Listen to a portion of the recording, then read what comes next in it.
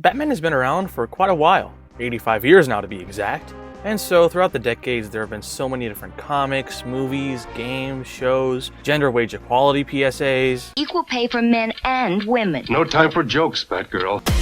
All each with their own unique portrayal and take on the Dark Knight, with various different tones, visual styles, creators, and performers lending their talents to help shape these stories. It's the same for pretty much every other superhero that's lasted this long. When these characters are so iconic and their history in media has been so prominent, seeing actors reprise these famous roles they've done before in big movies like, say, the 3 Spider-Men in No Way Home or Michael Keaton as Batman in the Flash movie can feel really crazy and surreal. But nowadays, I feel we're a bit too spoiled. We all get wrapped up in the spectacle of hype, getting that nostalgia rush with these cameos that we often overlook the actual story and point behind them.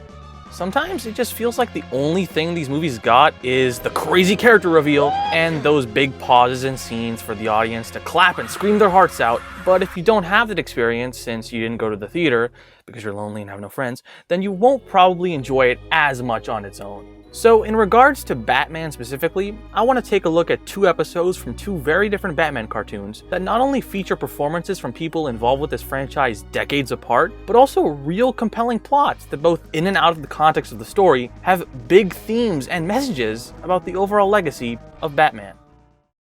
If you know Batman, just in general, you don't need me to tell you how awesome Batman the Animated Series is. It's one of those legendary comic book adaptations that changed the game for everything going forward. A lot of that came from just how much the crew behind the show cared so much about Batman as a character. At the time, even though Batman was still a dark, brooding vigilante in the comics, the public perception still had painted him as this campy, goofy mascot, mainly because of the old Adam West Batman show from 1966. It wasn't until things like the triple combo of Frank Miller's Dark Knight Returns, the '89 Batman movie, and this show really made people everywhere get that Batman was a dark hero to be taken seriously. I know for me, the animated series was my introduction to Batman, and like many of my generation, that image of the dark, vengeance-seeking figure in the night is what we imagine. That's something we always see with superheroes. Unless there's new mainstream content, the general public will just hold on to whatever was considered mainstream before. With the '60s show, yeah, it was definitely quirky and comedic, but it's also still a fun show. A lot of it has become meme fodder, but like the animated series, this was still a lot of people's first Batman, including the late great Kevin Conroy's, the voice of Batman himself. He was the Batman of my youth. But it wasn't just Batman's reputation that suffered. Adam West, the actor who played Batman in the '60s, got typecast in that role, and it felt like he couldn't escape from it. He tried desperately to find new roles for people to recognize him in, but constantly they only thought of him as Batman. And not even the cool dark Batman, the lame '60s Batman with his goofy bam zap and pows. It's something he went on record to admit as being one of the darkest times in his career, and I can really get that. I couldn't really get anything, but I've done a lot of turkeys. You know, really bad movies. So knowing all of this, let's look at this episode of Batman the Animated Series. Beware the Grey Ghost. We start with seeing Bruce Wayne as a child watching this dramatic show about a vigilante named the Grey Ghost, fighting crime and doing all that fun capering. I love how Bruce is dressed up in cosplay before cosplay with an action figure in hand. That's just totally unrealistic. In the episode Bruce is watching, someone named the Mad Bomber is, you guessed it, bombing places and leaving notes threatening the city to pay him, otherwise he'll bomb another location.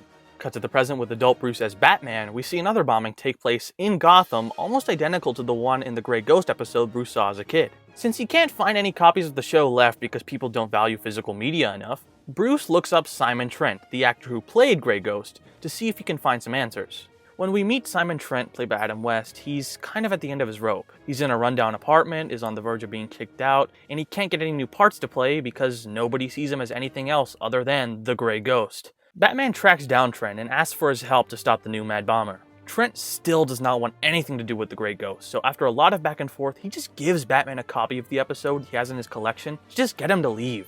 After watching the episode, Batman figures out this Mad Bomber has been using toy cars rigged with explosives. With this in mind, Batman helps stop another attack, but just when he's about to be blown to smithereens in an alleyway, Simon Trent, dressed as the Grey Ghost, comes to save him.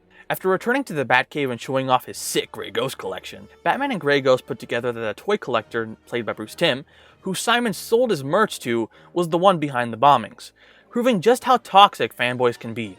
And weird, like Bruce Timm. After stopping him, Simon re-enters the public eye with newfound fame, and the Grey Ghost show finally being put on VHS. #preservation. This episode is perfect for me in two different ways. In a meta sense, this episode is basically Adam West passing the mantle of Batman onto Kevin Conroy. We see multiple times throughout the episode where Batman expresses to Simon Trent just how much the Grey Ghost was an inspiration for him. An idea I think a lot of the cast and crew behind the show really meant, given how this Batman, while having his darkness, isn't so stiff and humorless. Plus, obviously, Simon is very much modeled after Adam West himself, with him struggling to get by and forever being associated with the character he played decades ago.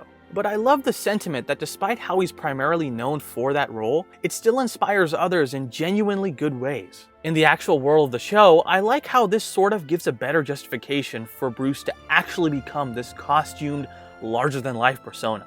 It seems like some comic writers and film directors a lot of the time are always concerned with Batman being very realistic and down-to-earth. But at the end of the day, it's still a guy in a bat costume punching people. Doesn't matter how much you explain the technology or how this was somehow former military junkie retrofitted, you need to suspend some disbelief. In this case, I like the idea that Batman is inspired to be a costumed hero because of another costumed hero he liked as a kid. Heck, it's even mentioned in the episode that the Batcave looks like the Grey Ghost's lair.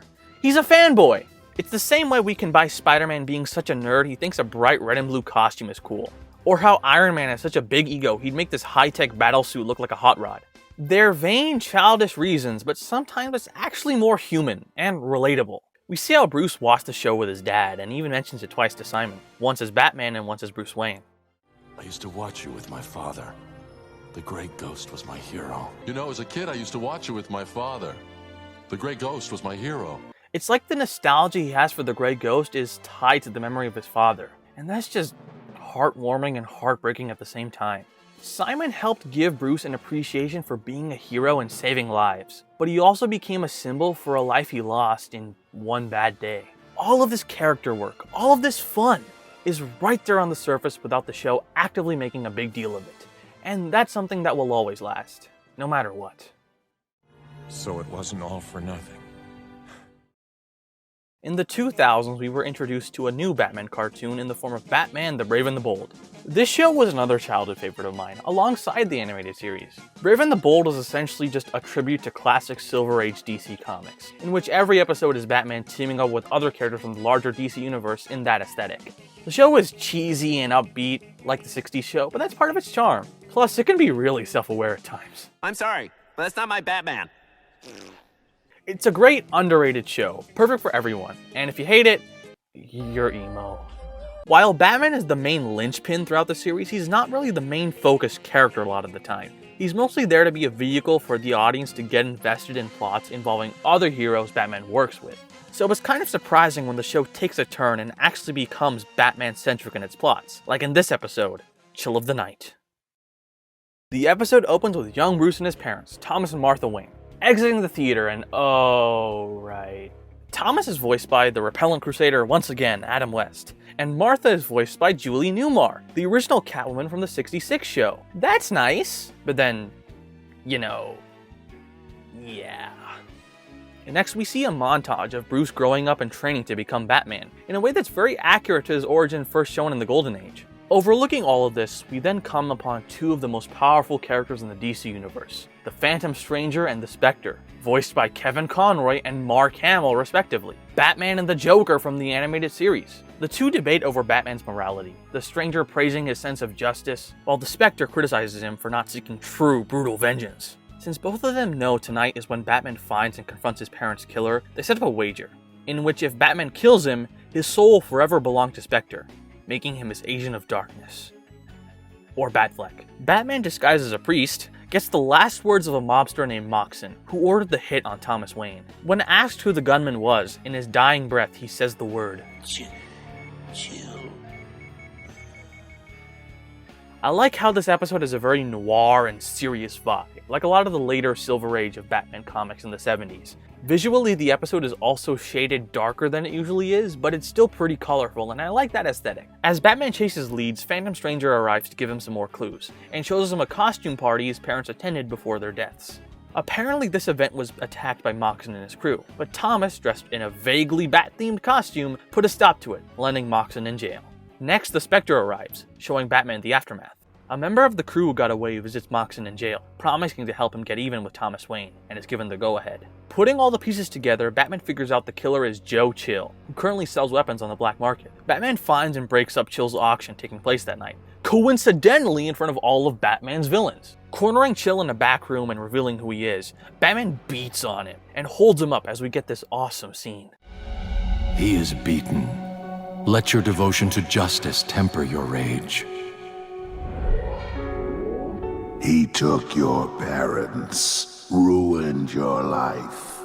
Fulfill your destiny. Become what you have trained to be, an agent of vengeance. He knows who you are. If this man lives, Batman dies. After hearing this, Bruce lets him go, and Chill runs back outside, revealing to the villains that Batman is after him because he killed his father. In response, after finding out Chill is the reason Batman even exists, they beat on him, only for Batman to come back and break it all up. In the scuffle, the warehouse they're in collapses, with the villains getting away and Chill getting hit by falling debris. Yeah, I guess you got me, after all. The stranger wins the wager. Batman hangs up his father's old costume in the Batcave. Case closed. Fun fact, this episode was a reworked adaptation of a Golden Age Batman story from the 1940s in Batman number 47, which also got an updated retelling in a series called The Untold Legend of Batman from the 1980s. I read comics. This episode is definitely much simpler compared to Grey Ghost in its base plot, but in some ways it's a little deeper. The main plot of Batman trying to find his parents' killer kind of asks the question if Batman's mission will ever truly end. Usually we see the Wayne's murderer as a sort of boogeyman or unknown vessel for crime, as an idea that Batman has to fight but will never stop searching for. Also, of course, we get the obvious question, shouldn't Batman kill people? You know, that old BS. But I love Bruce's response to this dilemma once he's got Chill in his hands. Batman may die, but Bruce Wayne...